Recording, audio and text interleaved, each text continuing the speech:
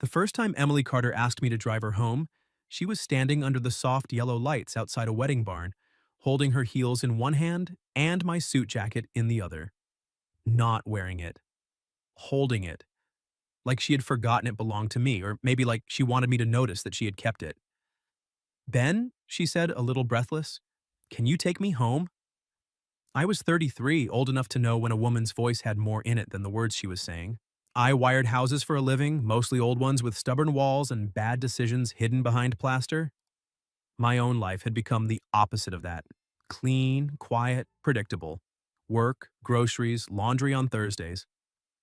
After my last relationship ended, I had gotten very good at not reaching for things I might not be allowed to keep.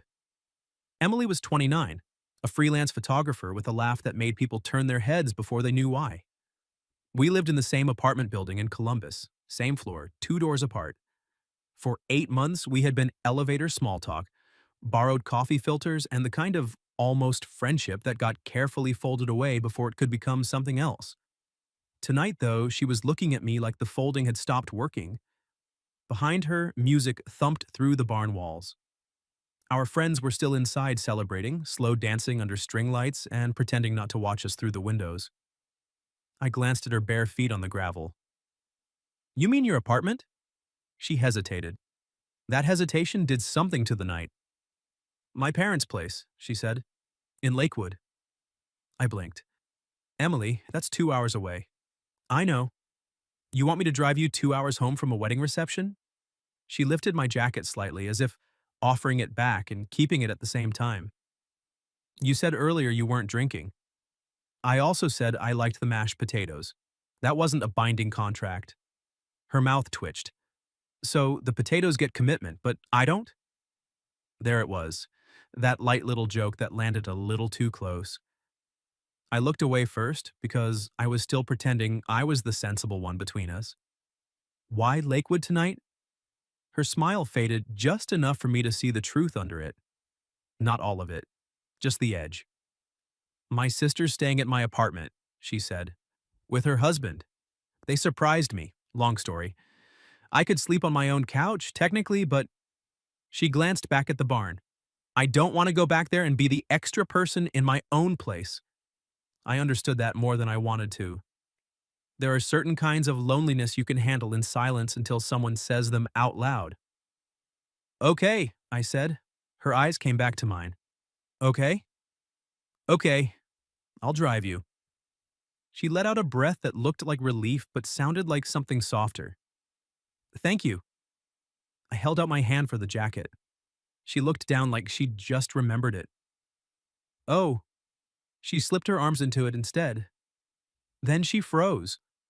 I froze too. The sleeves swallowed her hands. The jacket hit the top of her thighs. It looked better on her than it ever had on me, which seemed unfair considering I had paid for it. I can give it back, she said, but she didn't move. No, I said too quickly. You're cold. Her eyes stayed on me for one extra second. Am I? That should have been easy to laugh off. I opened the passenger door instead. The drive started safely enough. She tucked one foot under her knee and scrolled through music on my phone like she had been doing it for years. She rejected 3 of my playlists with the ruthless confidence of a woman who had seen my soul and found too much classic rock in it. You listen to this while you work? She asked. Sometimes. No wonder your houses don't talk back. My houses are polite. Your houses are terrified. I laughed, and she smiled toward the window like she was pleased with herself. For the first 30 minutes, we talked about the wedding, the cake that leaned left, the groom's uncle who danced like he was fighting invisible bees, the flower girl who fell asleep under a table with a dinner roll in each hand. Then the highway stretched out darker and quieter, and the conversation thinned. Emily rubbed the cuff of my jacket between her fingers. I almost didn't ask you, she said. I kept my eyes on the road. Why not? Because you're careful with me. The words came out soft, but they filled the car. I could have pretended not to understand. Men do that when they are scared and want credit for being decent. Instead, I said, I'm careful because I don't know what you want. She turned her head toward me. I felt the weight of her looking before I let myself glance over. "What if I don't always know either?" she asked. My hands tightened around the steering wheel. Not much, enough that she noticed. For a while, neither of us spoke. The radio played low. Her perfume had settled into the leather and warm air between us, something clean and sweet that I knew I would remember later when I had no right to. At a red light outside a sleeping little town, she reached over and brushed a piece of lint from my sleeve. It was nothing. It was not nothing. Her fingers lingered near my wrist for half a breath before she pulled back. "Sorry," she whispered. I looked at her. "For lint? For making this weird?" It was already weird. She laughed, but it caught in the middle. "That's comforting." I mean, I swallowed. It was already not exactly innocent. Her face changed. Not dramatically. Emily didn't do dramatic. But the playful part of her went still, and what was left was a woman sitting close enough for me to see the tiny gold flecks in her eyes, wearing my jacket, hearing the sentence I had not meant to say out loud. The light turned green. Neither of us moved for a second. A car behind us gave a polite little tap of its horn, and I drove on. By the time we reached Lakewood, it was nearly 1 in the morning. Her parents' place was a narrow blue house 3 blocks from the lake, with white trim and a porch swing that moved lightly in the night breeze. Emily unlocked the door, then paused with her hand on the knob. "I should warn you," she said. "My mother decorates like every room is expecting company from 1998. I wire homes built before indoor plumbing. I can handle floral wallpaper." She smiled, then opened the door. The house smelled faintly of lemon polish and old wood. Family photos lined the hallway, Emily missing 2 front teeth, Emily in a graduation gown, Emily standing between her parents with a camera around her neck and that same half-guarded smile. I set our overnight bags by the stairs. She had packed 1 small duffel from the trunk of her car before we left. I had packed nothing because apparently I was a man who could drive 2 hours on impulse but not think about a toothbrush. Emily caught me looking at the staircase. "What?" she asked. I loosened my tie. "So, where am I sleeping?" The blush came fast. Not a little color. Not a polite embarrassment. A full, unmistakable blush that started in her cheeks and traveled down her neck until she looked away and pretended to study a basket of folded blankets by the wall. And suddenly I knew. She had thought about it. Before I asked, maybe in the car. Maybe before she ever walked up to me outside that wedding barn holding my jacket like a decision. "There's a guest room," she said. "Okay," she bit her lip. "Technically," I waited, "it has boxes in it." "How many boxes?" "A confident amount." I took 1 slow breath. "Emily." She looked back at me then, and the humor was there, but so was something much more unsteady. "I didn't ask you because I needed a driver," she said. The hallway went quiet around us. Her hand was still on the banister. Mine was on my loosened tie. We were standing 3 feet apart in her childhood home, too old to pretend we didn't know what that sentence meant, and too careful to step toward it without being invited. Then she came down 1 stair, making herself almost eye level with me. My jacket slipped off 1 shoulder. I reached out to fix it before I thought better of it, and my fingers brushed the bare skin near her collarbone. Neither of us moved. Emily looked at my hand, then at my mouth, then back into my eyes. "Ben," she whispered, "if you're going to be careful with me tonight." Her voice thinned. I waited because whatever came next had to be hers. She swallowed. "Don't be so careful that I think you don't want to stay." For a second, I forgot how to be a man with restraint. Not because restraint left me. Because Emily had just put her hand on the door I'd been leaning against for months, and asked very softly if I was ever going to knock. I let my fingers rest at her shoulder, warm skin under my knuckles, my jacket sliding another inch down her arm. "I want to stay," I said. Her breath hitched. There, no joke, no escape hatch, no polite neighborly version of it. I watched the words land on her face. "Good," she whispered. Then she rose onto her toes and kissed me.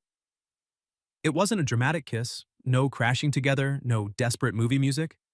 It was almost shy at first, her mouth brushing mine like she was asking one more question. I answered by leaning in, one hand at her waist, the other sliding carefully to the back of her neck. She made the smallest sound. That was what nearly undid me.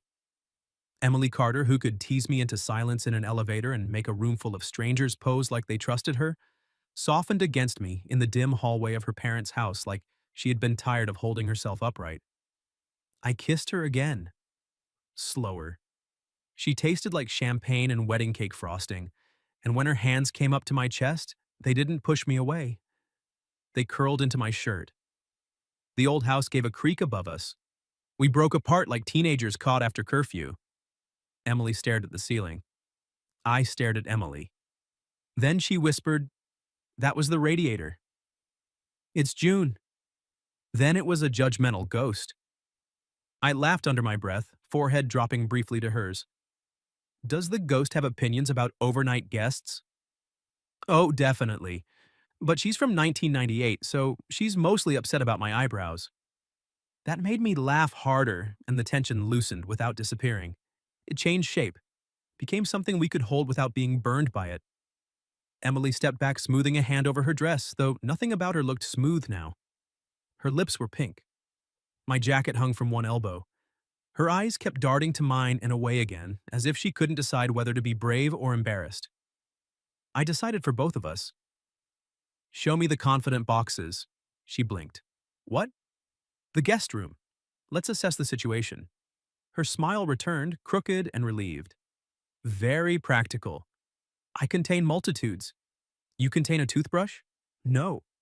"Then your multitudes have gaps." She led me upstairs. The guest room was worse than advertised. Boxes didn't just occupy it, they had colonized it.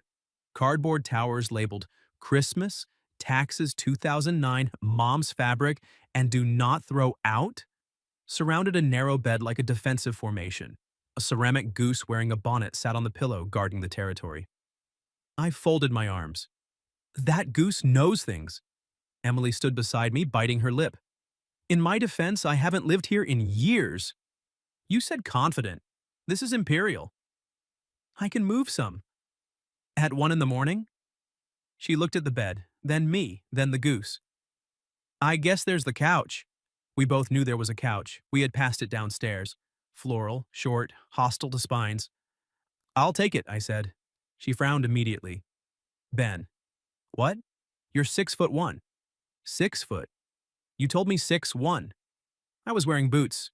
She gave me a look. "You are not sleeping folded in half on my mother's rose print couch because you're trying to prove you're noble." "I'm not proving anything." "You kind of are." I looked at her then. Really looked. The playfulness was still there, but under it was worry. Not that I'd do something wrong, almost the opposite. She was afraid I would back away so far that she'd feel foolish for reaching, so I said, "I can sleep on the floor in your room." Her eyes widened. "With blankets," I added. "A pillow. A legally respectable distance." Her mouth trembled with suppressed laughter. "Legally respectable? I don't know Ohio law on childhood bedrooms. My room has glow-in-the-dark stars on the ceiling. Then I'll be supervised by the cosmos."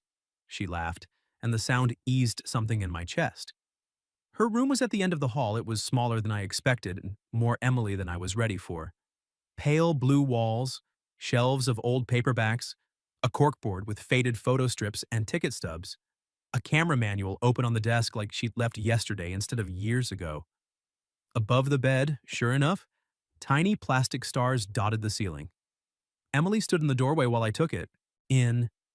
"This is embarrassing," she said. "No, it isn't.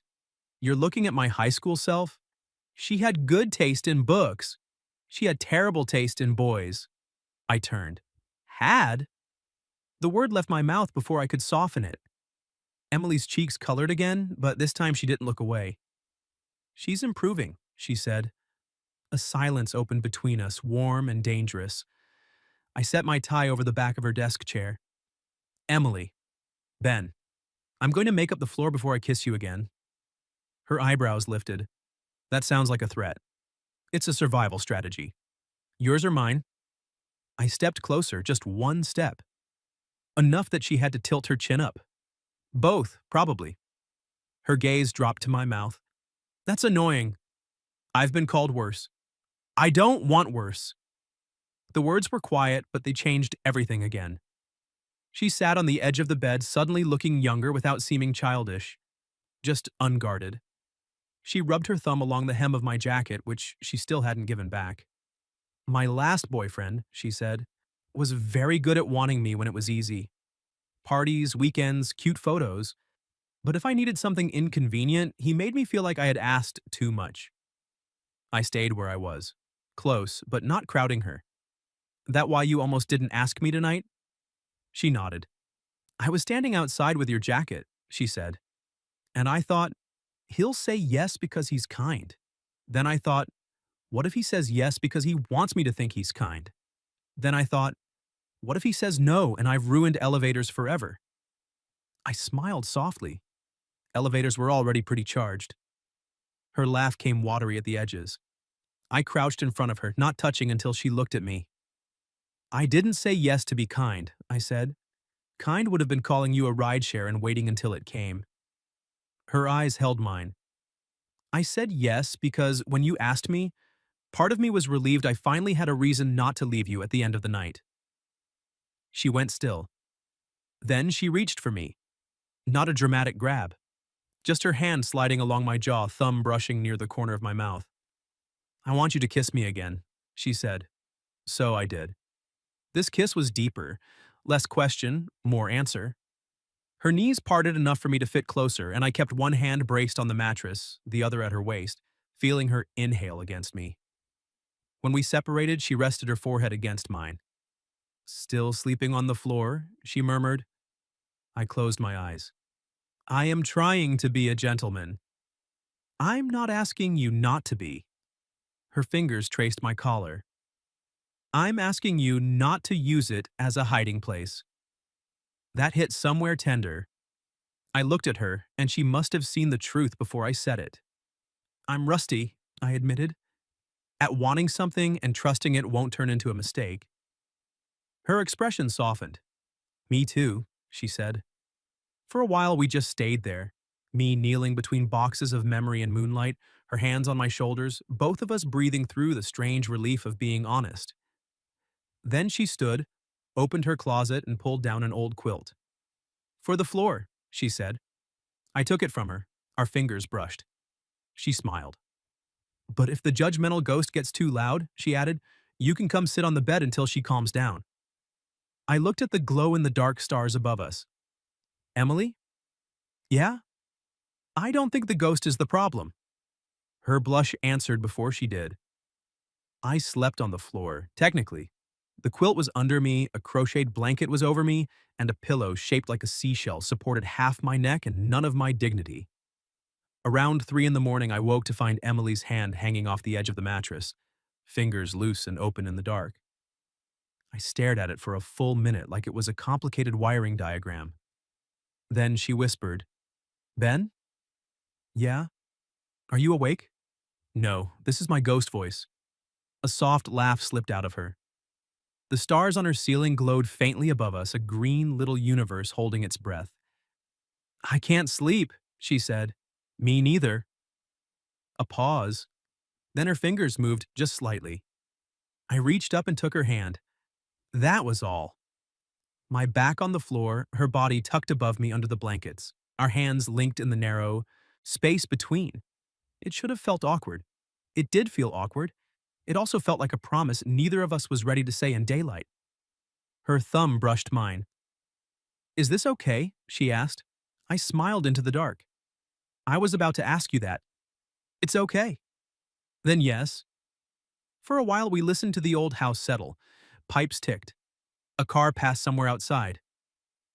Emily's breathing slowly evened out, but she didn't let go. Neither did I. When I woke again, pale morning light was pouring across the floor, and her mother was screaming downstairs. Not a danger scream. A very specific Midwestern mother-in-a-kitchen scream. Emily Ann Carter! Emily shot upright so fast the blanket slid to her waist. I sat up too, instantly regretting every decision my spine had made overnight. From downstairs came, there is a man's shoe by my umbrella stand. Emily's eyes went wide. I looked toward the door. Only one? She slapped a hand over her mouth. Emily Ann, Emily whispered. Do not laugh. I'm not. You are shaking. I'm in pain. You're smiling in pain. The bedroom door was still closed, thank God, but footsteps were already coming up the stairs. Emily scrambled out of bed, hair wild, still wearing the t-shirt and pajama shorts she had changed into, after politely making me turn around like we were at summer camp. My dress shirt was wrinkled beyond repair. My tie was somewhere on her desk. One of my socks had disappeared into a childhood memory. Mom! Emily called, voice cracking. Don't come in. The footsteps stopped. Silence. Then, much more carefully, is everyone dressed? Emily closed her eyes. Yes. Define everyone, her mother said. I looked at Emily. Emily looked at me. Then she opened the door 3 inches.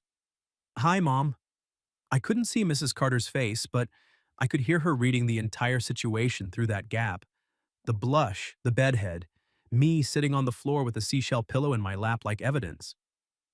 Oh, her mother said. Nothing happened, Emily blurted. I stood because sitting seemed worse and immediately hit my shoulder on a low shelf.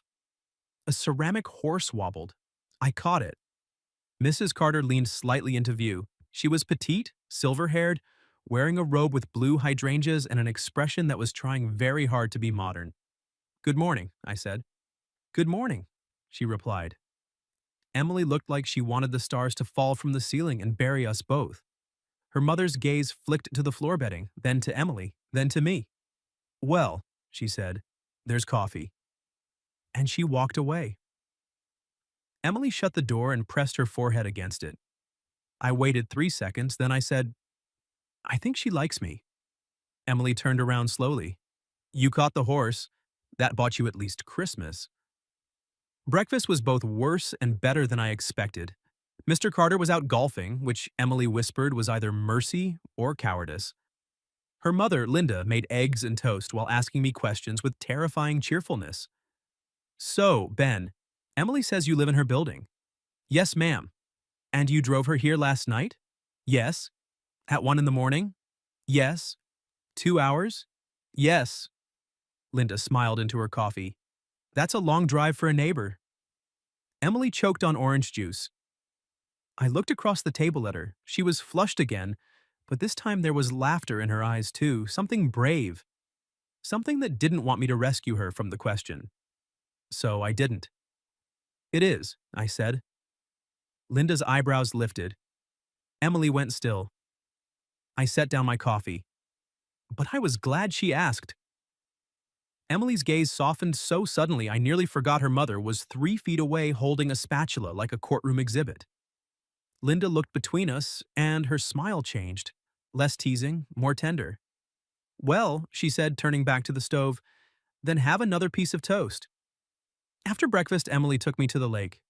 We walked 3 blocks through quiet streets, her wearing jeans and a faded sweatshirt, me in last night's suit pants and a borrowed t-shirt from her father that said, Lake Erie Walleye Classic. She laughed every time she looked at it. You know, I said, some women appreciate a man in formal fishing attire. I'm trying to be respectful, it's just very powerful. You're intimidated. I'm overwhelmed. The lake was gray-blue and endless under the morning sun. A breeze came off the water, cool enough that she tucked her hands into her sleeves. We sat on a bench facing the waves, shoulders almost touching. Then, not almost. She leaned into me. I put my arm around her slow enough that she could move away. She didn't. Instead, she rested her head against my shoulder. For a while, we watched the water without talking. The quiet between us felt different here than it had in the car. Less charged with what might happen, more full of what already had. I thought I'd feel embarrassed this morning, she said. Do you? A little. She tilted her face up to me. But mostly I feel calm. I looked down at her. The wind had pinked her cheeks. Her hair kept blowing into her mouth, and she kept failing to catch it. I brushed it back for her. Her eyes closed briefly at the touch. I don't want to make this smaller than it is, I said. She opened her eyes. I also don't want to rush you because we kissed in a hallway and held hands like scandalous teenagers under glow-in-the-dark stars. Her smile curved. That was pretty scandalous. The seashell pillow will never recover. She laughed, then reached for my hand on the bench. I don't want to make it small either, she said. I'm scared if we call it something, we'll break it. Maybe not calling it something is how we break it. That made her look at me. I swallowed. I'm not asking for a 5-year plan on a bench in your hometown, but I am asking if I can take you out when we get back. A real date, not a wedding escape, not a neighbor favor. A date where I pick the restaurant and you judge my playlist with your whole heart. Her fingers tightened around mine. You're asking me on a date while wearing a fish shirt. I wanted you to know the worst early. She looked at the water, trying not to smile too fast. Failing. Yes, she said. My chest loosened. Yes? Yes, Ben. Take me on a real date. She leaned closer, her mouth near mine. But I picked dessert. That seems fair. And I get one veto on the playlist. One. Per hour. Emily. She kissed me before I could object. It was brief, warm, and sure. No hallway hesitation this time. No question hiding under it. Just her hand on my chest and her lips on mine, choosing me in the morning light. When she pulled back, her smile was shy enough to undo me. There, she said. Now it's officially not small. I looked at her, at the lake behind her, at the future suddenly taking the shape of dinner reservations and elevator rides that would never be casual again. No, I said, and kissed her knuckles. It really isn't. The drive back to Columbus felt shorter, which made no sense until I realized we were both pretending not to be disappointed it would end.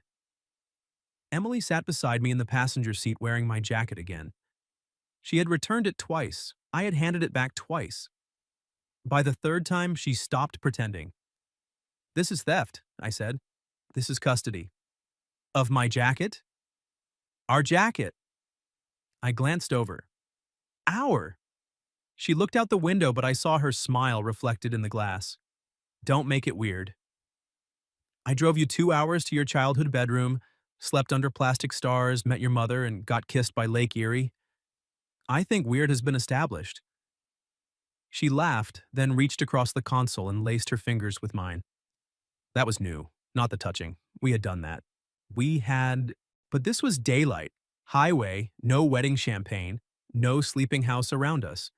Just her choosing my hand because she wanted it. I lifted her knuckles to my mouth. She went quiet. When I glanced over, her eyes were on me with an expression that made the road feel suddenly irrelevant. What? I asked. Nothing. Emily, I'm just... She looked down at our hands. Trying to remember this exact version of you. What version? The one who kisses my hand like it's easy. It is easy. Her thumb moved over mine. For you, maybe. The tenderness in her voice stole every clever answer I had. We stopped halfway home at a diner with red vinyl booths and a pie case that looked more trustworthy than most banks. It wasn't the official date. Emily made that clear before we even sat down. This is not the date, she said, sliding into the booth. Because of my fish shirt? Partly, also because I'm wearing yesterday's mascara and your stolen jacket. I was going to say you look beautiful. She froze with the menu half open. I froze too because apparently honesty still had the power to surprise both of us. Then she lowered the menu slowly. You can't just say things like that in a diner. Why not? Because there are witnesses. And pie. The pie can handle it. Her cheeks warmed, but she didn't hide behind the menu this time. Say it again. I leaned forward. You look beautiful. Her smile came softer than laughter. Okay. Okay? Okay, maybe this can be a pre-date. A rehearsal date. With pie. And witnesses. She nudged my shoe under the table. You're doing well so far. I should have been relaxed. Instead, I was happy in a way that made me nervous. Like if I moved too quickly, I'd scare it off. Like joy was a bird that had landed on the table between us, pecking at sugar packets. After lunch, as we neared our building, Emily's phone buzzed. She looked at it. Her face changed. Not dramatically, just enough. I pulled into the parking lot and killed the engine. Everything okay? She kept staring at the screen. Then she turned it toward me, a text from a name I didn't know. Nate. Heard you left the wedding with some guy. Classy. Guess I was right about you. There was more below it, but she locked the phone before I could read. My first instinct was anger. Clean, immediate, useless. My second was worse. To become careful again. To make room. To say the mature thing like, you don't owe me an explanation. And retreat into some noble distance where nobody could accuse me of wanting too much. Emily seemed to watch that instinct cross my face. Don't do that, she said. Do what? Disappear politely. I looked at her. She hugged my jacket around herself. Nate is the ex I told you about. He was at the wedding. I didn't know he'd be there until I saw him. You don't have to. Ben. I stopped. She took a breath. I want to tell you, not because I owe you a report, because I don't want him standing between us like a person we're both too polite to mention. The parking lot was quiet around us. Someone on the third floor was watering a plant over their balcony and missing the pot. I turned toward her fully. Okay, I said. Her shoulders dropped a fraction. He made me feel like needing anything was unattractive, she said. So when I needed something, I'd pretend I didn't. Then I'd resent him for not noticing. Then he'd call me dramatic when I finally snapped. I listened, hating him a little and hating more that she expected herself to make the story reasonable. He saw me ask you for a ride, she continued. I think that bothered him. Because you needed help? No. Her eyes met mine. Because I asked you. That landed. I reached for her hand, then stopped short. Can I? Her expression softened. Yes. I took her hand. I'm not him, I said. I know. But I might still mess up. I know that too. That startled a laugh out of me. Comforting. She smiled faintly. I don't need perfect. I need honest. I need you to tell me when you're scared instead of becoming noble and distant. I looked down at our hands. I can try. Trying counts. What do you need right now? She blinked, like the question itself was unfamiliar. Then her fingers tightened around mine. I need you not to let a mean text make you regret yesterday. The answer came out of me before pride could edit it. I don't regret 1 second. Her eyes shone. Not the drive, I said. Not your mother. Not the floor. Not the hand-holding. Not the lake. Not asking you out. Her mouth trembled. And definitely not the kisses. That got me a small smile.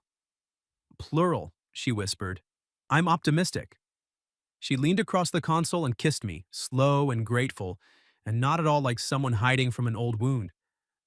Her hand slid up my neck and mine found her waist over the jacket that was apparently ours now.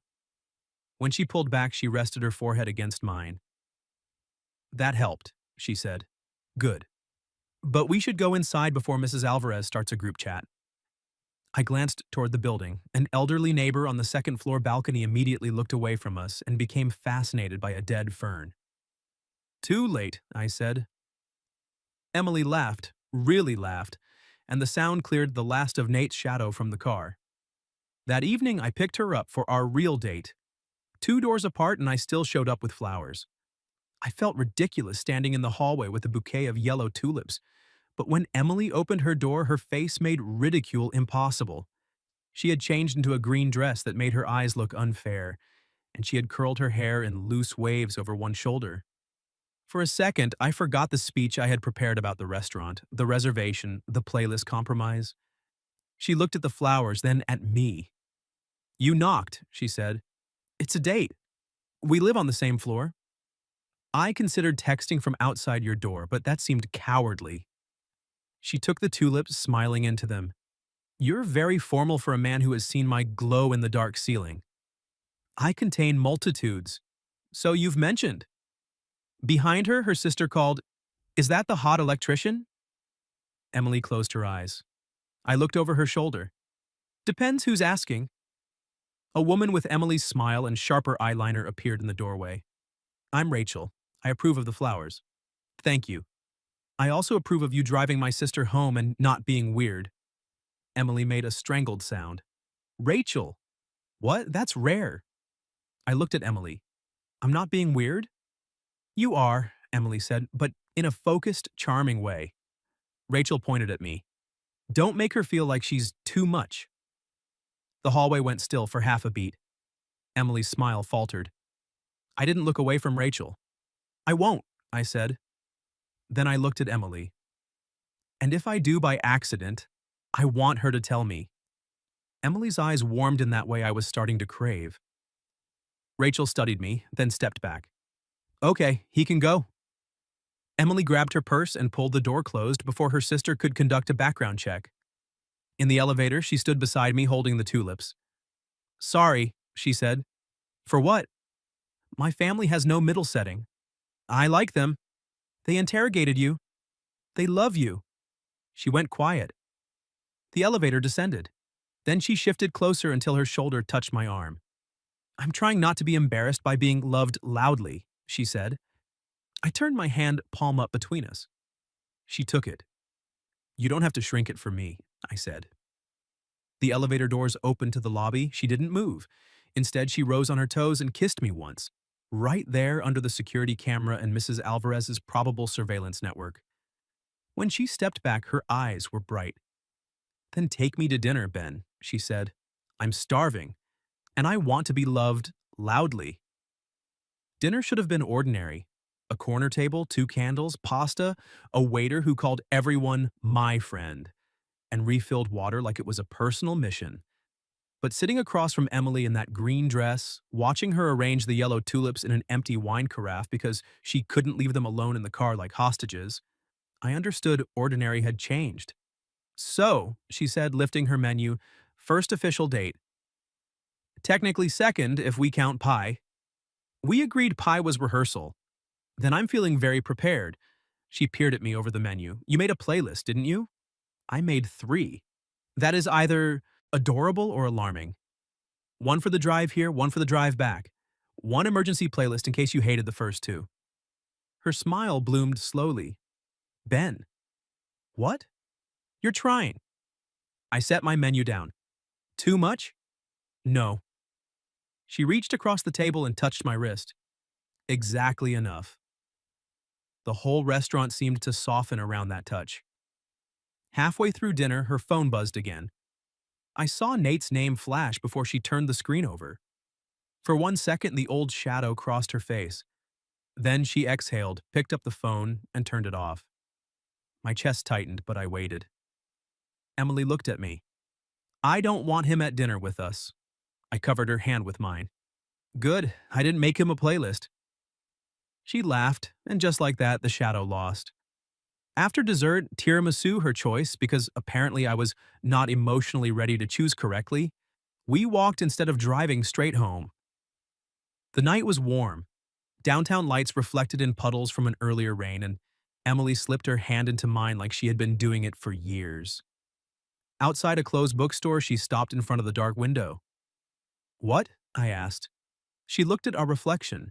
Me in a navy button-down, her in green, our joined hands hanging between us. I like how we look, she said. I glanced at the glass. Slightly overdressed for lurking outside a bookstore? Together, she said. The word settled over me. Together. Not neighbors, not almost. Not a wedding mistake that got complicated by a 2-hour drive and a childhood bedroom. Together. I turned toward her.